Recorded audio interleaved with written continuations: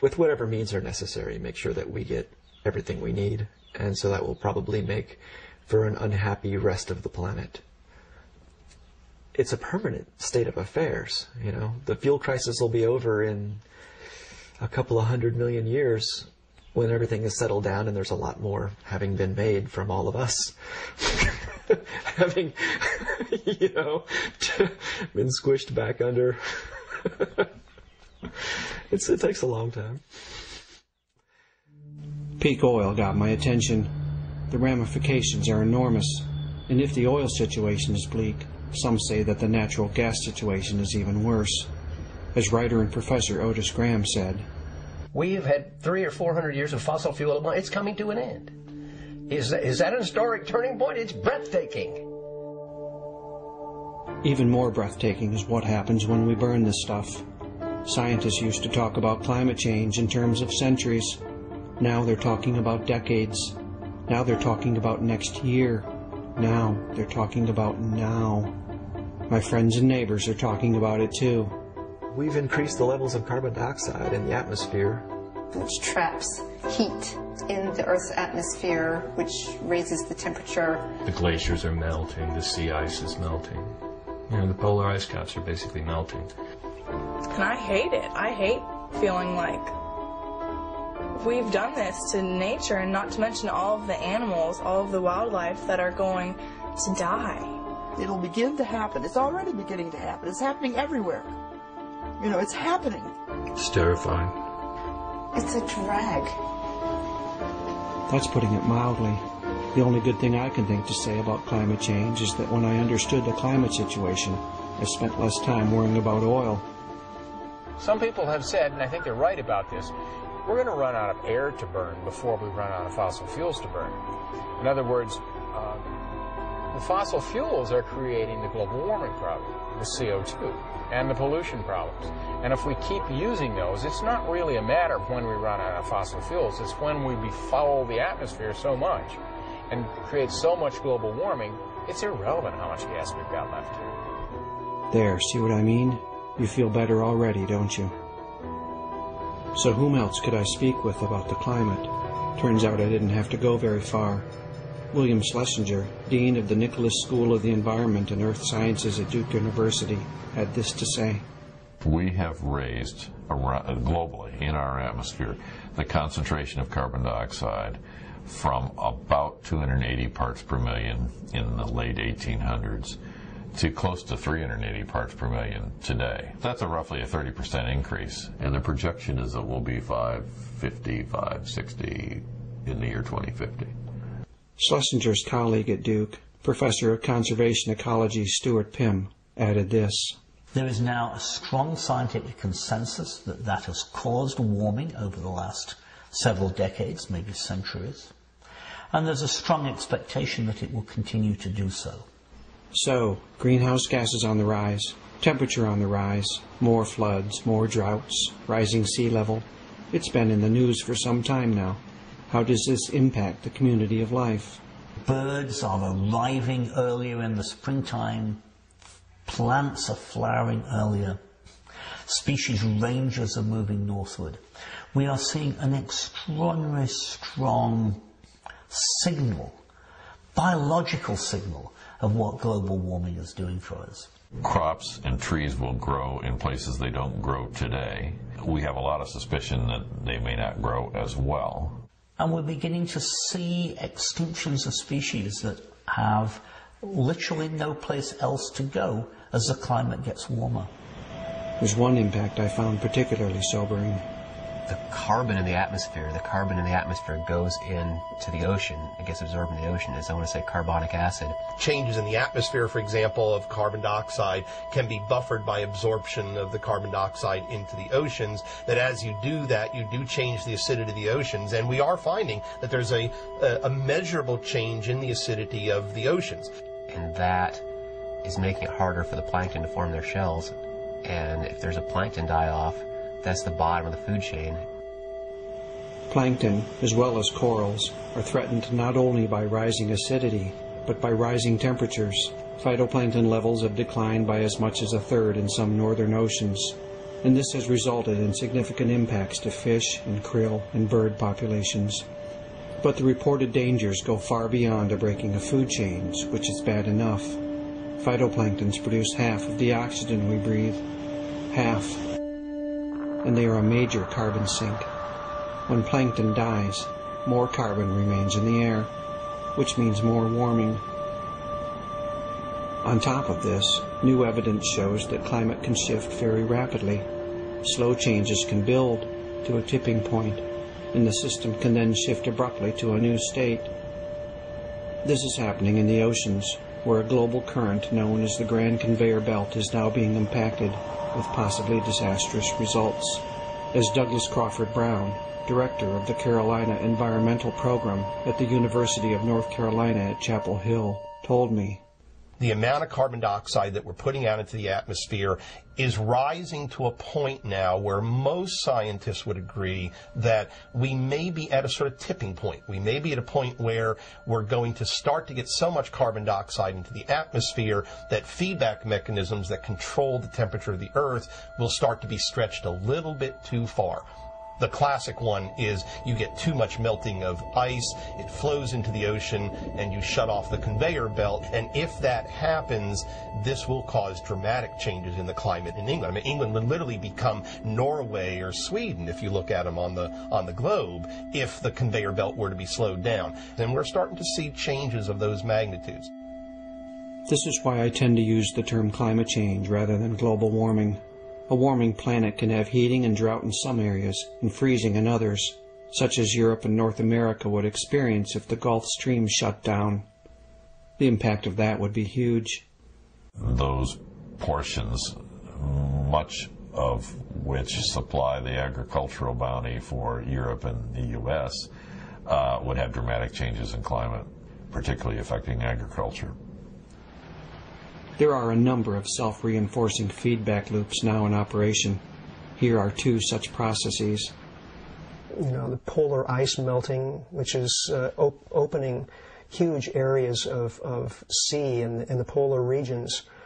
Without that ice, which normally reflects sunlight, that polar sea is now going to be absorbing a lot more sunlight and therefore heat.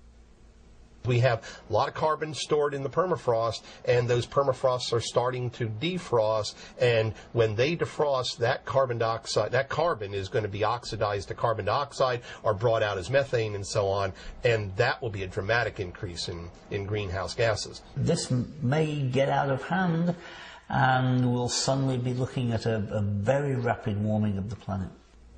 This may get out of hand. Given that there seems to be a consensus that we need to reduce carbon emissions by 70% or more, and given that we live in a world where economies must grow or die, and given that our carbon emissions grow along with our economies, and given that many countries are working feverishly to emulate the American way of life, it's difficult to see a way to stop it from getting out of hand. I've yet to see a proposed solution that even comes close to realistically addressing the situation. Talk about a snowball's chance in hell. I mean, it's like I used to take this martial arts class, and a lot of these guys, it was a kind of a kung fu thing. A lot of the guys in class would be saying, well, what if I meet a guy that's really good in taekwondo? Or what if I meet a really good boxer? And the teacher would say, well, you're going to get your butt kicked. So what if we run into a tipping point where we have this kind of accelerated scenario of climate change? We're going to get our butts kicked. It's very possible that global climate change is out of our control at this point, no matter what we do, whether we implement Kyoto or Kyoto on steroids or whatever it is. I don't know how it'll be manageable. If they can't manage the fallout from the New Orleans catastrophe, what's going to happen when they try to manage a society-wide catastrophic situation? We can take a lot of punches. Nature takes punches pretty readily. Global warming is a really severe punch. And all that we depend on for natural systems and agricultural systems is about to be wiped out pretty drastically. About to be?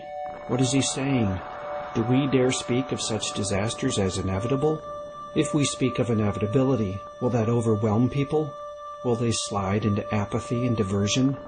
Isn't that where people already are? I don't feel like I can afford to look at anything less than the truth. And then I must ask, what are we made of? Who will we be in the face of such truths? If we don't look at these things, one thing seems certain. Generations to come are not going to be very happy with us for refusing to get serious about these hugely important issues. What really gets me is it's not just our human descendants. Millions of species and more are now threatened by our behavior. And for many of them, there will be no generations to come. We're killing off all the life forms that give us life. We have black holes in the ocean. There are no fish in places in the ocean. What's happened to the fish? What's happened? That's my friend Barbara, who spent her life as a teacher and activist, working for the life of this planet. The thing is, we know what's happened. My son Jack knows. He's known since he was a kid. I mean, everybody knows the problems, the deforestation, the pollution of rivers, the garbage, overpopulation, all of these things. The planet isn't built for us to do that. It's not built in such a way that it can take that. I mean, we have to live on the planet. So if we're going to destroy where we're living, then that's going to be a problem. Destroy where you're living. A problem? What are the analysts and scientists saying? Geologists mark geological time by catastrophe. When did the comet hit and wipe out all those species? When did the fossil record change? So what was there yesterday was not there the next day. And we're in one of those periods right now, but it's human-caused. And we're seeing an order of extinctions now that ranks with the great catastrophes on the planet. Currently, we are driving species to extinction probably 1,000 times faster than they should be. We will lose somewhere between a quarter, maybe as many as a half of all the species on Earth within the next century. I think what he's saying is, that would be bad. When I spoke with Daniel Quinn, he seemed to agree. If this goes on, and on, and on, and on, there's going to come a point when the system is going to collapse. What is it that's going on and on? Nothing less than the people of empire devouring the world, as my friend Kevin put it. Humans are taking over the whole planet, and everything else is being crowded out. Crowded out, felled and milled, caught, cleaned, and canned. The numbers show that the culture of civilization is eating itself out of house and home.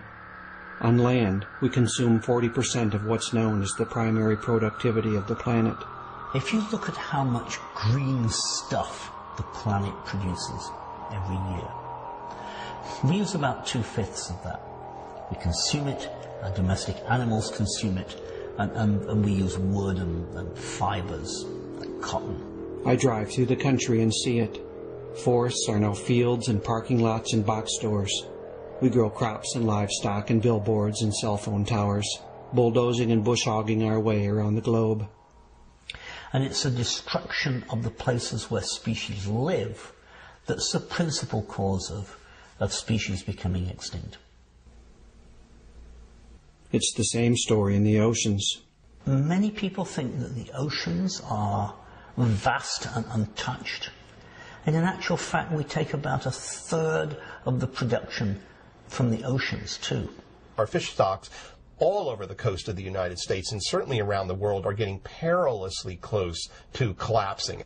Most of the desirable large predatory fish, snapper, swordfish, and the like, have been reduced down to 10% of their previous population. Down to 10%? Maybe that's why we're now eating tilapia instead of cod. The cod is almost gone. And with your tilapia, may I suggest a big tall glass of drinkable water? When it comes to fresh water, we probably take about half of the available fresh water. Part of the way we've fed the planet over the last 30 years as we've doubled population is to use a whole lot of water. Our agriculture is now the leading user of water in the world and in this nation as well. Our watersheds in the United States have